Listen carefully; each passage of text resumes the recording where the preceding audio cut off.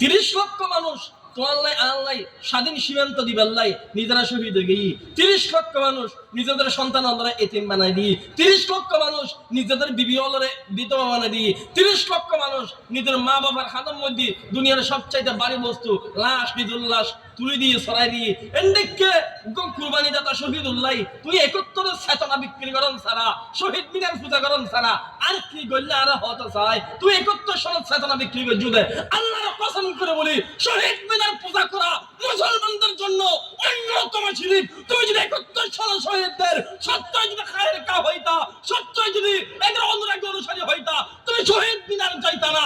এটার জন্য মসজিদের মিম্বরে বইসা মসজিদের মুসল্লায় বইসা সূরা ফাতিহা পড়তা কবরস্থানের মধ্যে গিয়ে শহীদদের জন্য তুমি ইসালি সওয়াব করতা। শহীদ মিনারে যাওয়ার মাধ্যমে শহীদদের কোনো সওয়াব হতে পারে না, বরং হিন্দুয়ানি প্রথার কারণে শিরক আযম হয়। চিৎকার দিয়ে বলেন ঠিক কিনা? ঠিক। এটা তোমার